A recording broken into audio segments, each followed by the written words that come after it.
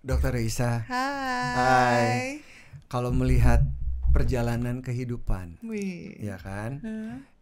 ikut kontes Hmm? pemilihan Putri waktu Indonesia. no sebelumnya Yang tuh kan mana sempat nih? ikut Gadis Sampul, right? Oh, gak disampul ya Iya, ampun. dulu Iya, banget. Dan dulu kita banget. ngomong soal time tunnel nih ya, dari Oke. dulu. Terus kemudian ikut Putri menang, runner up ya. Mm-mm. Terus berangkat ke Tiongkok. Mm-mm. Terus kemudian mulai melebarkan sayapnya, masuk ke panggung entertainment, jadi host. Kemudian Iya. selesai kuliah kedokteran. Mm. Kemudian didapuk waktu ngurusin COVID. Mm. Pernah kerja di rumah sakit. Mm. Menikah, punya 2 orang anak, Mm-mm. putri dan putra. Mm-mm. Terus menikah dengan salah satu anak dari keluarga keraton.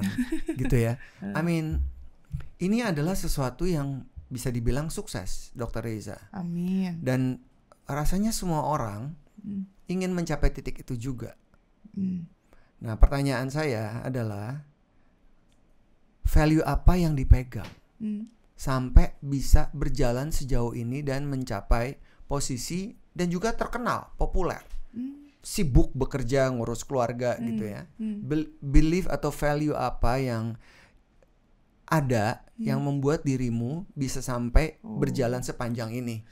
Banyak sih value apa Please yang share. saya pegang ya. Iya, please share. Yang pertama, percaya aja segala sesuatu yang bagus-bagus. Jadi I always think positif supaya hal positif yang datang ke saya.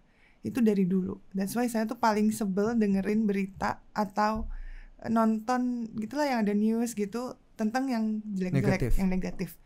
Kecelakaan apa segala. Oke, tahu, berdoa udah, tapi nggak diomongin. Terus nggak ngomongin. Sebentar, maaf. Aku potong boleh ya? Boleh. Membayangkan yang bagus-bagus itu memang ada di dalam DNA-mu, atau mungkin wisdom dari orang tua, kakak mungkin yang juga memberikan pengaruh ya? Semuanya sih kayaknya. Kayaknya dari akunya juga orangnya easy going, jadi nggak mau berlarut-larut sama satu hal negatif. Jadi kalau ada satu masalah, ambil positifnya, udahlah move on. Jadi aku pun kalau misalnya marah gitu, udah nggak pernah lama-lama. Oke, positifnya apa ya? Ya udahlah, lihat aja. Ntar bisa kok positif ini gitu. Jadi selalu orangnya nggak pernah bertele-tele mendramatisasi suatu hal yang negatif. Oke. Gitu. Silakan. Terus ya itu, tapi ngelihat dari mama gitu ya, lihat dari keluarga juga. Oh iya, emang harus dipenuhi sama positive minds terus sih, supaya bisa keep moving forward gitu. Terus selain berpikir positif ya, saya juga menghindari banget ngomongin orang. Karena menurut saya itu juga menarik energi. So I believe whatever yang ada di sekitar kita ini itu kan punya energi sendiri. Dan apa yang kita omongin, kita pikirin itu akan menarik energi itu ke kita. Yes. Jadi kalau kita mau achieve yang bagus-bagus, oke kita ngomongin yang bagus-bagus nih. Kita mau ngomongin achievement orang yang bagus aja. Jangan ngomongin negativity orang gitu. Itu juga ada di mindset, di alam bawah sadar otomatis udah begitu.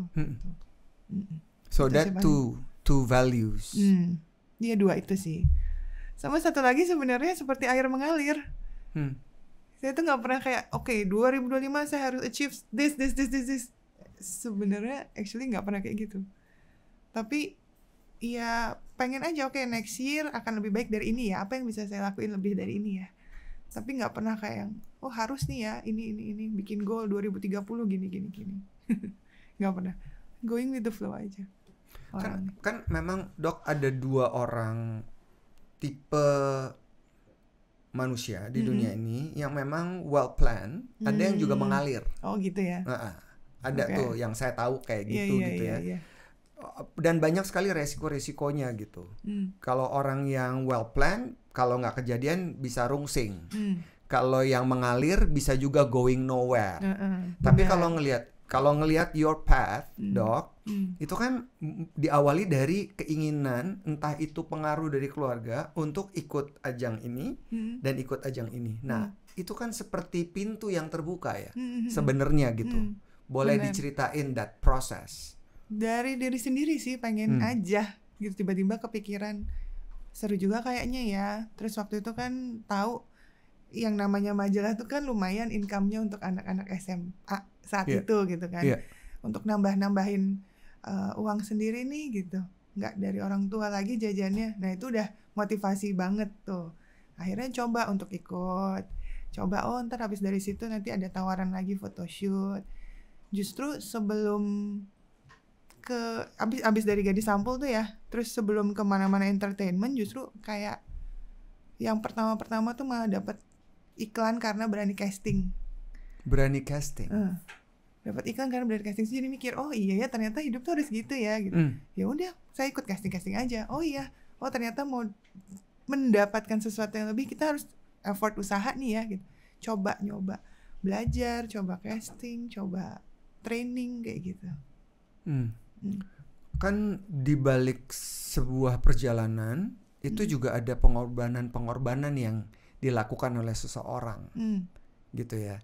Dan kalau ngelihat dari Dr. Reisa kan, oke, ini mengalir tapi tahu harus diperjuangkan. Di sisi lain ada pengorbanan yang harus kita alami dalam hidup kita. Boleh nggak sih di-share pengorbanan seperti apa saja yang membuat dirimu menjadi sangat struggling? Oke, terlihat di luar belum tentu terlihat di dalam sama gitu ya. Dalam proses itu ya. Bingung sih sebenarnya. Apa ya? Nggak pernah mikir soalnya. Nggak pernah mikir ini sesuatu yang harus aku korbanin. Kayak ya udah aku jalanin aja. Nggak pernah berpikir kalau ada sesuatu yang harus aku korbankan untuk mendapat sesuatu. Enggak sih, emang I have to do this gitu. Kayak nggak ada korban di sini. Oke. Iya. I mean, pengorbanan adalah pengorbanan dalam pergulatan ya? dalam diri ya. Paling ini aja sih, belajar percaya diri. Itu aja. Kayak harus melawan rasa malu, harus melawan ketakutan dalam pikiran yang kayak gitu aja. Percaya diri. People like you, pretty, tall, kan smart. Dulu nggak gitu ya. Oh gitu. It takes process juga kan. Kalau tinggi ya iya. Tapi kan tinggi ini karena memang basically aku suka banget main basket. Terus aktif banget lah di luar. Otomatis kulitnya kan gelap. Terus mukanya berminyak, gak terawat gitu kan ya. Rambutnya cepak gitu. Jadi it takes process untuk melihat oh ya ternyata memang dibutuhkan perawatan kulit. It takes harus manjangin rambut. Harus even ini deh. Earrings. Nindik kuping gitu. Tadinya enggak? Tomboy maksudnya? Enggak tomboy, enggak ngerasa tomboy juga, tapi ya just the way I look. Tapi aku tetap girly gitu, pembawaannya tetap ya slow gitu kan. Enggak yang macho gitu, enggak juga, cuma I like to be like that gitu kan waktu itu. Karena mikir rambut panjang gerah, main basket ribet gitu kan, pakai kuncir-kuncir, keramasnya lama, udah potong aja. Practical, so you are very practical. Yang kayak gitu. Nah kalau ngomongin PD, jadi gimana gain confidence? Karena kan tiap orang punya struggle-ness di situ ya. Nah itu sih, menambah ilmu sih. Kalau kurang percaya diri di mana, saya nambah ilmu di situ. Saya kurang percaya diri waktu itu, misalnya untuk photoshoot gitu ya. Saya belajar, saya masuk ke satu agency, saya minta di training di situ gimana caranya photoshoot. Waktu itu catwalk juga, saya latihan catwalk dulu. Banyak kelas-kelas yang saya ambil sampai saya lebih pede. Oh ya, saya udah mulai bisa kok nih gini gitu. Karena selama saya masih ngerasa kurang, pasti saya belajar lagi. Training lah untuk coba casting kah, coba datang ke event lah, coba ngambil job. Itu kan melatih PD dengan pengalaman. Oh ya, jadi nggak pernah tahu juga dong, tiba-tiba didapuk jadi host buat program televisi terkenal gitu dari luar negeri. Itu gimana casting? Ya itu casting, ya. Tapi pada saat kemudian jadi set, nggak nyangka juga. Kita nyangka, sama sekali nggak nyangka. Waktu itu kayak belum dapat pengalaman. Waktu sebelumnya kan di TV itu jadi narasumber gitu-gitunya kan, jadi dokter yang bawa brand yang kayak gitu. Terus begitu jadi TV host otomatis beda. That's why waktu itu juga sempat belajar di talking. Iya, thank you. I remember, yes. Iya. Iya, pokoknya sebelum aku ngerasa aku bisa nih gitu. Ya, belajar dulu sampai punya ilmunya, punya bekalnya, cukup jadi modal untuk jalanin baru dijalanin. Jadi PD itu dipupuk lewat proses. Yes. Dan yang cari tahu. Jadi punya di balik kelembutan dirimu, Dok, itu ada mental yang tangguh ya, kalau saya ya. Yang tahan banting. Harus. Iya. Boleh nanya flashback. Dapat apa aja pembelajaran di talking waktu itu? Kayaknya banyak banget ya, bingung. Yang paling nempel. Yang paling nempel itu tahu timing dalam satu membawakan acara gitu.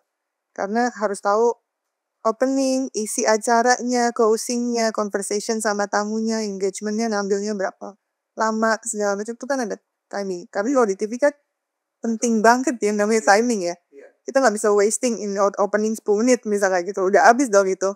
Udah langsung ke session berikutnya misalnya gitu.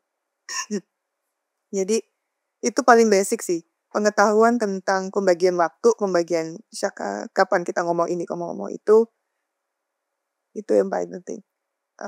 Yang lainnya sih banyak ya, yang kayak itu ngisi dead air lah, terus juga pemilihan kata-katanya, sopan santun dalam membawakan acara, itu banyak sih. Oke, thank you. Happy to hear that. Kalau bermanfaat. Bermanfaat banget, thank you. Dok, kalau misalnya membentuk dirimu dan persona seperti ini gitu ya, ini memang naturally atau kemudian ada pressure tertentu. Dokter harusnya seperti ini. Saya mau membangun brand saya seperti ini. Setelah melewati berbagai macam pekerjaan ya yang kemudian terekspos oleh masyarakat luas. Pikiran membuat, menambah, melengkapi sehingga ada banyak aturan-aturan di situ yang harus dijalanin. Basically aku tetap kayak gini. Ya aku nih kayak gini nih gitu. Tapi aku lebih lembut tapi tangguh di dalam. Tapi sebenarnya aku suka banget bercanda. Jadi image-nya kan kurang nyambung ya kalau terlalu cewawaan gitu ya. Ya paling yang aku ubah di sebagai image aku sekarang Raisa Broto Asmoro agak nggak terlalu cewawaan gitu lah. Pembawaannya tetap firm gitu. Karena kerjaan ini kan berhubungan sama itu ya, mengedukasi masyarakat kan jadinya sekarang. Ya diselipin sedikit humor akunya gitu, cuma kayak gimana sih? Nggak keluar nih kalau ditanya. Biasanya ngalir aja. Cuma kayak emang sukanya bercanda basically gitu. Tapi kalau lagi serius ya serius gitu. Oke. Sampai di tahap ini kan banyak yang dilakukan ya. Karir, kepercayaan, brand, profesi, jadi narasumber dan lain-lain. Masih punya another dream kah dirimu, Dok? Apa ya? Itu dia kan seperti air mengalir ya. Kayak dijalanin aja. Entah kenapa pasti kayak kepikiran misalnya pengen bikin usaha apa ya gitu. Kalau emang jalannya ya akan terbuka aja kok jalannya. Tiba-tiba ntar ada orang yang approach lah, tiba-tiba ada yang pengen menjajaki untuk coba lah gitu. Tapi kalau justru karena aku dulu tuh ngerasa aku kalau pengen sesuatu pengen banget gitu sampai aku usahain segimana mungkin, kok malah nggak kesampaian ya gitu. So sometimes jadi ada kayak hesitation, ya usahlah kalau gitu, kalau terlalu pengen banget ya serahin aja ke yang di atas gitu kayaknya. Kalau emang jalannya ya udah nanti akan dibukakan kok jalannya gitu. Karena ternyata kalau kita pengen sesuatu ternyata bukan itu jalan yang bakal kita dapetin yang bagus buat kita, kan akan ditutup nih. Pasti akan dibukain jalan yang lebih indah kok yang kita nggak tahu gitu. It happens to me gitu. Jadi kalau mau dibilang tentang pertanyaan saya, ya udah tetap itu ya, prinsip tetap mengalir sih. Itu ya. Prinsip ketiga tuh air mengalir. Iya lagi. Bener. Kalau ngelihat tentang edukasi ke masyarakat tadi dokter udah ngomong ya. Apa yang dokter lihat terhadap edukasi ke masyarakat tentang kesehatan saat ini ya di dunia yang sangat disruptif? Tapi believe it or not, sekarang ini wawasan masyarakat tentang kesehatan jauh lebih meningkat. Oke. Jadi dibandingkan mungkin ya sebelum pandemi ya terutama awareness-nya tuh rendah sekali gitu. Nah zaman sekarang udah makin banyak yang aware, apalagi makin banyak influencer kesehatan. ya either itu benar atau enggak. Betul. Ya apa yang disampaikan, tapi kan orang udah mulai paham gitu. Oh, ada yang harus diperhatikan nih, kayak soal olahraga nih, jadi banyak orang yang ya even awalnya FOMO gitu ya, tapi kan jadi tahu, oh iya penting juga ya, enak juga ya ternyata ya olahraga. Terus oh makanan sehat, oh ternyata ada ya opsi-opsi makanan sehat kayak gini-gini. Yang tadinya mungkin nggak aware, oh cuma sekedar cuci tangan, emang penting. Oh belajar dari pandemi kemarin, oh open minded banget kan, ternyata it saves lives gitu kan. Nowadays sih sekarang makin banyak yang terbuka matanya terhadap kesehatan sih. Di satu sisi yang saya dengar juga dari beberapa informasi, para ahli-ahli atau para dokter kadang-kadang merasa sedikit tertantang ketika berhadapan dengan pasien yang merasa lebih pintar karena yang mereka dapatkan itu adalah semua di timeline atau cari sendiri di Google atau ChatGPT sekarang. Ya, ChatGPT, yes. Iya, tapi itu benar sih, menantang banget. Gini, hal pertama yang dokter pelajarin masuk kelas hari pertama pasti akan dikasih tahu that medicine atau medical is an art. Oh ya. Itu adalah kalimat pertama. Oh ya. Yes, that's why setiap orang bisa aja punya situasi yang berbeda gitu, meskipun menghadapi atau menjalani penyakit yang sama. It's an art. Ya itu susahnya itu. Kita di kedokteran itu nggak ada 1 + 1 sama dengan 2 tuh nggak ada. Even misalnya oke, kamu sakit nih, misalnya lagi batuk gitu ya tadi. Oh minumnya ini. Orang ini sembuh. Kok bisa ada orang lain yang nggak sembuh ya dengan ini? Gitu kan. Dengan obat yang sama. Dengan obat yang sama, treatment yang sama gitu. Karena it's an art gitu. Badan kita ini kan belum tentu sama dari satu orang ke orang lain. Iya. Apa yang dialamin, apa yang terpapar sama dia belum tentu sama gitu. So actually it's very challenging karena orang taunya ya udah kan taunya plek-plekan gini nih yang dikasih tahu gitu. Ya tapi nggak gitu, belum tentu seperti itu. Interesting ya, saya baru tahu karena saya pikir yang art itu ya selain art itself tapi juga komunikasi is an art karena tiap orang beda-beda. Ini di dunia kedokteran juga kayak gitu ya, Dok? Betul, yes. Terus how to overcome this kind of situation ketika one patient very insist about what they have in their mind? Nggak apa-apa sih, menurut saya sih open minded aja gitu. Karena dia punya hak untuk menyatakan pendapatnya, mengemukakan apa yang dia pikirkan gitu ya. Tapi kita sebagai dokter juga harus berpegangan sama keilmuan kita kan. Betul. Kalau memang menurut kita berbeda ya nggak apa-apa gitu. Toh dia harusnya sebagai pasien dia open to many options kok gitu. Kalau mau second opinion atau mau ke yang lain it's okay juga gitu. Iya. Jadi menurut saya jangan terus ngerasa tersinggung atau gimana gitu ya, jadi dokternya nggak apa-apa juga karena kan ya ilmu sekarang terbuka di mana-mana. Dan jangan sampai berhenti di ilmu kita juga harus terus belajar dan update ilmu itu. Kalau ngadepin netizen, ada nggak yang aneh-aneh? Pasti banyak kan sih. Oh ya, boleh diceritain pengalaman and how you handle this netizen yang mengganggu ya pemikiran, perasaan gitu. Saya tuh nggak pernah punya haters, Mas, sebelum saya jadi jubir. Saya juga akan ke situ pertanyaannya nanti. Nah itu pertama kali saya tahu rasanya directly attack gitu sama orang yang orangnya eksis. Iya kalau netizen yang online saya bisa ignore gitu ya. Tapi easy. Ini orang eksis yang ngomong di online. Maksudnya saya tahu ini orangnya gitu. Saya tahu dia kerja di mana apa segala macam, tapi directly attack gitu. Even ada temen yang juga sama gitu, tiba-tiba attack gitu. Tanpa ya itu kan kalau namanya attack kan tanpa pengen dapat balasan sebenarnya kan. Jadi yang saya belajar ketika jadi jubir itu juga adalah berarti kalau menanggapi orang-orang yang punya berpikiran berbeda dengan kita nggak perlu satu-satu akses mereka, karena ada satu poin di mana mungkin mereka justru pengen acknowledgement itu dari kita, jadi makin menggebu-gebu tuh, nggak selesai jadinya problemnya. Nah yang saya usahakan adalah akhirnya saya tangkap nih semua masukan-masukan pertanyaan-pertanyaan orang, saya anggap jadi pertanyaan ya. Attack-nya mereka itu.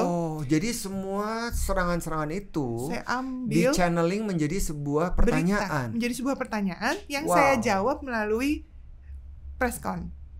Jadi saya jawab secara general. Ketika misalnya ada contoh-contoh gitu. Vaksin isinya chip gitu, microchip gitu kan. Ini berarti kan orangnya nggak tahu nih proses pembuatan vaksin. Oke, kita pergi sekarang ke pabrik vaksin, videoin semua prosesnya. Saya jawab dari situ.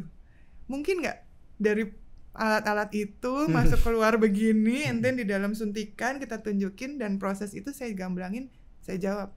Oke, ini seperti ini prosesnya. Terus langsung begini, efeknya apa begini. Jadi nggak saya channel satu-satu. Akan draining energi kita kalau satu-satu kan. Lebih baik kita ambil balik lagi. Ambil positifnya aja semuanya. Apa sih sebenarnya mereka ini mau ngomongin apa sih? Kok nggak mau vaksin saat itu? Oh, gara-gara microchip. Jadi kita jawab aja. Mereka pasti nggak ngerti ya. Oke, kita jawab. Pakai satu video, pakai narasi. Yang dengan bahasa yang mudah dipahami sama mereka. Jadi mereka bisa nerima. Gitu. Udah berarti soal itu. Kan next move on to another thing. Number 8. Tiap hari. Ya, gitu sih, Mas. Jadi pembelajaran ini adalah during COVID semua orang belajar hidup. Bangket. During COVID semua orang belajar untuk mengenal dirinya dan menemukan cara-cara baru untuk hidup dan bertahan hidup. Iya, untuk hidup dan bertahan hidup.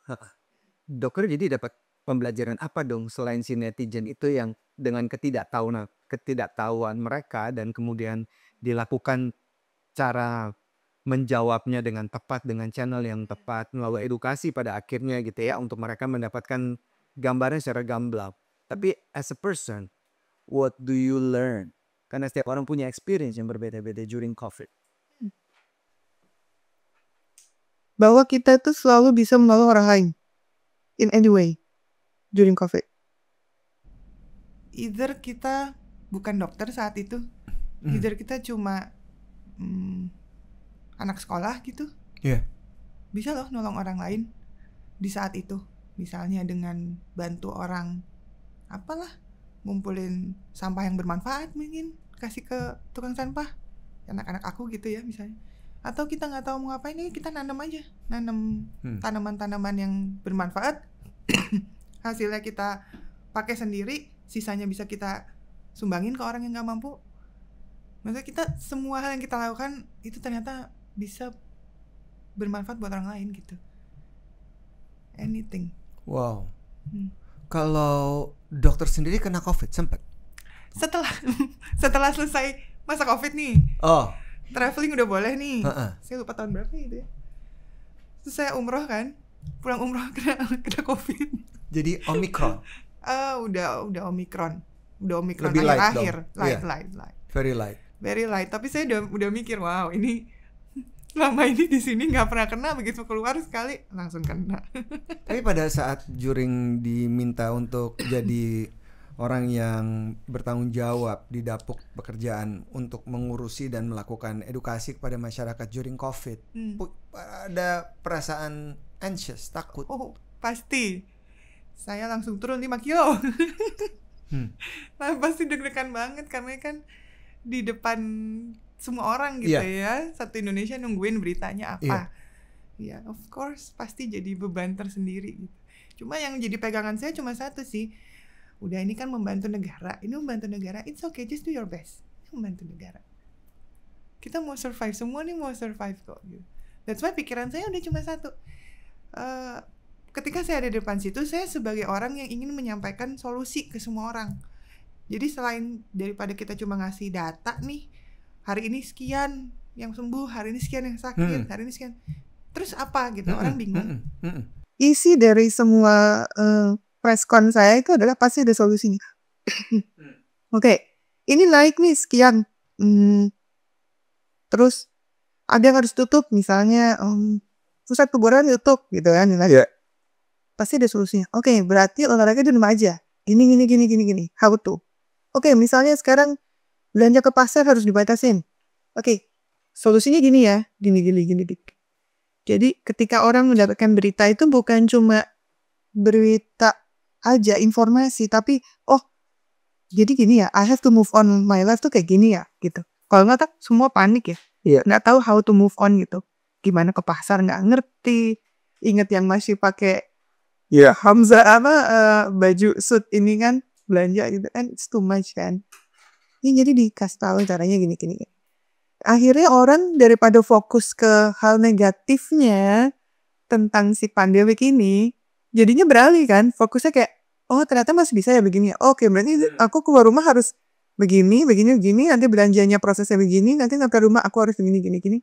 Akhirnya fokusnya ke situ, Ya, ke solusi. That's my goal. Dan dengan satu orang terselamatkan aja dengan perasaan saya hari itu, serius nonton.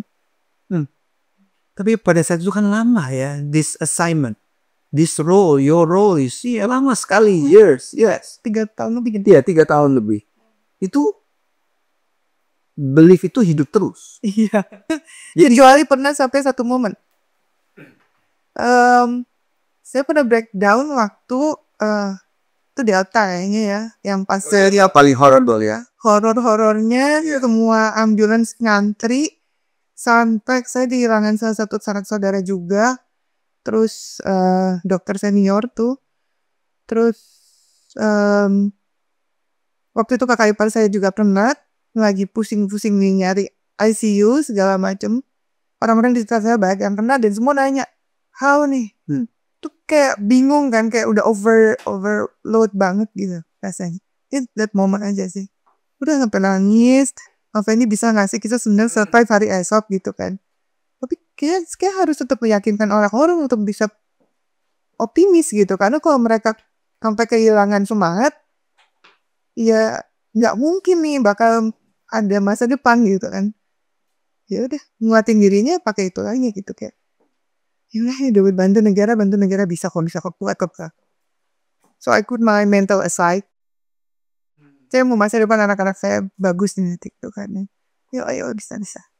Ini buat bantu negara. Journaling nggak dok? Melakukan aktivitas itu? Gak bisa. Gak ada waktu. Karena setiap hari preskon dikit ini ya. Itu jurnal saya sih actually. The preskon itu sama 3 tahun. Ya, tapi saya kan orangnya suka ngomong ya. Jadi saya sering curahannya tuh sama ngobrol gitu. Soal manajer saya gitu. Ini temen setiap hari selama COVID juga bareng kemana-mana. Ya itu. Terus ngelihat orang-orang yang udah mulai bangkit itu jadi penyemangat yang luar biasa. Yang tadinya rasanya udah capek nih, udah lelah nih. Sebenarnya saya bisa move out kok. Maksudnya mundur kapan aja tuh. Karena gak ada paksaan, gak ada iyakan. Iya. Tapi ngelihat orang udah mulai naik itu jadi motivasi malah. Oh, oke, bisa. Karena saya malah kembali di saat semua tutup. Apalagi saya waktu itu ke Kelungkung ya, kalau nggak kan. Itu semua benar-benar nggak ada, mungkin toko satu doang yang buka dalam sekian ratus meter. Semua orang pulang ke Jawa yang di sana survive dengan seadanya. Tuh saya nangis banget sih di kota itu. Rasanya kayak masa sih berhenti di sini? Gak bisa nih. Ini harus dibenerin. Kerjasama kan semua Dinkes sama semua pemuka agama di sana segala macam sampai bisa bikin solusi ini, tata adat seperti ini, tata cara beragamanya, tata cara dalam pariwisata dengan dinas pariwisata semua kerjasama supaya buka lagi nih Bali. Begitu ngelihat mulai ada lagi wisatawan, mulai ada lagi toko yang buka, itu seneng banget ya. Mungkin orang itu nggak ngerti gitu ya. Tapi saya ikut ngerasain, wow, ini dia gitu. Oke, terus lanjut terus bisa nih, semua daerah bisa kayak gini gitu. Jadi motivasi. Wow. Kalau pembelajaran secara personal after COVID, apa yang Dr. Reisa dapatkan ya? Apa ya secara person personal ya, secara person. Yang pasti lebih dewasa sih menghadapi segala sesuatu. Nggak mudah menyerah, mesti ngelihat dari segala sisi. Terus nggak mudah panik. Itu sih kalau personal ya. Iya. Karena kan semua harus tenang. Oke, tenang. Emang dulu panik kan? Nggak panik, bisa panik. Bisa panik. Nggak panik kan sih, bisa panik. Kalau sekarang nggak. Oke. Iya. Terus menikah dengan keluarga keraton ya, mempengaruhi banyak terhadap filosofi hidup kah? Gimana ya? Soalnya sama-sama orang Jawa juga kan. Saya juga orang Solo. Dari kecil sebenarnya sama aja. Filosofinya gitu-gitu juga. Yes. Enggak juga sih sebenarnya. Santai-santai aja. Karena orang biasa juga kok, sama aja. Cuma memang kita lebih peduli sama pelestarian budaya. Jadi semua kegiatan yang berhubungan sama kebudayaan di sana ya kita support, kita jalanin gitu supaya nggak hilang. Itu aja bedanya. Oke. Terus anak 2 gitu ya. Ada ekspektasi tertentu nggak terhadap mereka? 9 tahun dan 6 tahun ya. Tahun 2025 ini mereka. Mau ini bulan ini mau 10 dan 7. Oke. Apa ya? Enggak sih, saya pengennya tetap mereka sukses di jalannya masing-masing. Karena saya belajar bahwa nggak bisa dipaksain ya yang namanya kesukaan kita kan satu hal tuh nggak bisa dipaksain. Jadi lebih enak kalau kita kerja sesuai dengan minat kita gitu. Jadi itu pun yang saya kasih ke mereka. Makanya dari kecil sampai sekarang SD dan saya sekolahin mereka di sekolah Montessori karena supaya mereka bisa menemukan apa yang mereka suka dan mereka bagus di situ gitu. Tanpa harus terlalu akademis di mana semua harus bisa gitu. Karena saya dulu gitu ngerasanya. Saya tuh kan orangnya sains banget, Mas. Saya suka banget fisika, kimia, biologi tuh emang suka banget. Tapi saya tersiksa banget sama yang namanya akuntansi, ekonomi. Itu tuh rasanya kayak aduh kapan ini selesai gitu kan. Tapi sepanjang saya nggak suka sama 2 pelajaran, 3 pelajaran itu ya, saya nggak mungkin ranking 1 kan. Dan sama saya nggak ranking 1, saya nggak akan dianggap pinter. Loh, padahal saya udah mewakili sekolah nih, olimpiade fisika, kimia, biologi gitu ya. Mau 10, tapi kalau sama masih ada yang 5, 6 gitu kan nggak mungkin ranking 1 kan. Dan selamanya saya akan dianggap secondary student gitu. Itu yang saya nggak mau terjadi sama mereka. So that's why saya pengennya mereka di Montessori di mana ada satu pandangan Montessori yang saya suka. Selama kita menempatkan ikan di dalam kolam, dia pasti akan juara berenang. Coba kamu taruh ikan ini di pohon untuk manjat pohon, ya dia akan gagal selamanya. Itu sih yang saya suka. Jadi know your place, mana yang kamu jago di situ, udah kamu kembangin aja terus gitu. Fokus di situ. Dan ya semoga dengan fokus di situ kamu bisa sukses di situ. Oke, sekarang kita mundur ke masa kecil. Okay. Seorang Dr. Reza. Boleh dong ceritain that very vivid, very clear moment yang jadi pegangan hidup ya. Jadi mungkin momen-momen tertentu ketika kecil ada sesuatu yang attract you the most, yang membuat dirimu menjadi lebih tangguh, lebih mudah melangkahkan kaki, karena itu kan golden moment atau mungkin setelah kita lewatin golden moment itu masa-masa remaja ya. Iya. Kayaknya dari kecil deh tuh lebih maju dari remaja. Saya ngeliat mama saya, she's a single parent. Jadi waktu saya kecil banget, orang tua saya divorce, dan saya melihat mama itu pekerja keras yang sampai sekarang jadi panutan saya. Dia itu bisa ngidupin saya dan kakak saya bener-bener start from zero gitu ya, sampai dia coba karir ini, karir itu, dia cari karir yang paling bagus, terus dia naik gitu, sampai akhirnya bisa ngidupin saya. Kakak saya jadi lawyer, saya jadi dokter. Dan saya melihat semangat juang itu dari mama. Itu yang ngebuat saya nggak boleh ada kata patah give semangat up, ya, nggak boleh ada kata give up. Pasti akan ada, dan kita ambil positifnya aja gitu. Balik lagi, kalau mama mungkin nggak ngalamin itu, mungkin belum tentu saya bisa jadi kayak gini kan gitu. Oke, jadi pasti ada upbringing ya, atau bagaimana seseorang dari kecil melihat figur, terutama yang paling dekat ya di rumah kita ya. Kita bisa ngelihat dan itu bisa jadi energi buat kita untuk bisa melangkahkan kaki di kehidupan ini. Benar Mas. Kalau sekarang di momen ini gitu ya, kan sangat busy ya, private, keluarga, terus juga agak sedikit nggak terlalu mau memunculkan image keluarga, tapi lebih fokus ke karir. Itu memang yang dibangun juga sama dokter. Kalau sama keluarga sebenarnya soalnya saya nggak maksa. Kalau mereka mau, oke, ayo. Kalau mereka lagi nggak mau, ya nggak apa-apa, aku nggak maksa. That's why mungkin ada kadang iya, kadang enggak. So ngikutin mereka aja. Karena saya juga nggak mau mereka ngerasa kayak, apalagi anak-anak ya, masih kecil terus saya ikut bantu kerja nih gitu. Saya nggak mau mereka untuk mikir gitu. Mereka bukan pekerja dari kecil nih, no. Ketika mereka ikut misalnya ada photoshoot gitu misalnya untuk sebuah brand gitu, saya pasti tanya dulu mereka mau nggak begini-gini nih, nanti ngapain gini.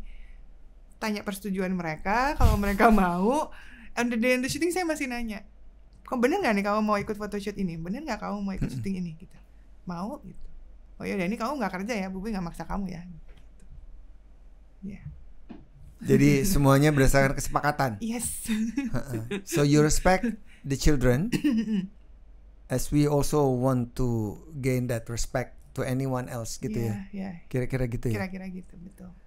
Sekarang kekhawatiran apa yang muncul sebagai dokter dalam profesi melihat dunia yang sekarang? Makin minimnya literasi. Iya, jadi banyak orang yang mungkin kesulitan untuk mendapatkan ilmu yang seharusnya di tingkatan usia mereka. Itu menutup peluang untuk menjadi dokter gitu kan ya di masa depan. Dan saya takutnya makin banyak orang yang kehilangan minat di situ. Sayangnya itu. Karena kan dimulainya dari situ ya. Untuk literasi. Jadi dokter tuh harus suka sama literasi, mau nggak mau. Iya. Atau bidang apapun. Ya tiap hari kan kalau dokter ya pagi sekolah kedokteran ya. Iya. Harus mau dan mampu kan. Paling lama lagi kuliahnya. Itu dia. Jadi itu adalah concern-nya. Concern saya sih itu sih. Sayang banget soalnya kita kan masyarakatnya banyak ya. Harusnya jumlah dokter tuh bisa memenuhi gitu. Iya. Tapi sayangnya kan masih kurang. Jauh malah ya. Jauh. Kayak kalau dulu ya literasi 100.000 orang. Kalau ngomongin literasi pemahaman tentang pembelajaran gitu, membaca buku konvensional literasi orang Indonesia katanya 1:1000. Jadi ada 1000 orang cuma 1 yang baca buku secara rutin. Nah ini kan tadi dokter juga stated about literasi ya, maksudnya untuk menjadi seorang dokter. Kalau saat ini berapa sih perbandingan antara? Berapa ya? Saya juga nggak tahu sih. Kayaknya banyak juga ya. Tapi like-nya banyak banget gitu ngejarnya. Dan ini yang dilakukan, maksudnya dokter tadi punya concern itu dan menyampaikannya juga kepada masyarakat ya. Betul. Iya. Apa yang dapat disampaikan, ini obrolan kita terakhir ya dok. Apa yang dapat disampaikan kepada masyarakat agar mereka melihat ada spirit yang baru untuk menumbuhkan minat para anak-anak yang mau mengambil profesi sebagai seorang dokter. Tentu kan dari kacamata dokter. Dan kacamata dokter juga sebagai seorang practitioner. Where to start ya? Oke. Menjadi seorang dokter itu pekerjaan yang banyak orang bilang mulia. Karena kan tujuannya adalah membantu menyehatkan orang lain, meningkatkan kualitas hidup orang lain. Jadi kalau kita bisa berupaya terus memberikan kesempatan diri kita, berupaya yang terbaik gitu ya. Alangkah baiknya kalau kita berupaya untuk tujuan yang mulia. Salah satunya menjadi dokter.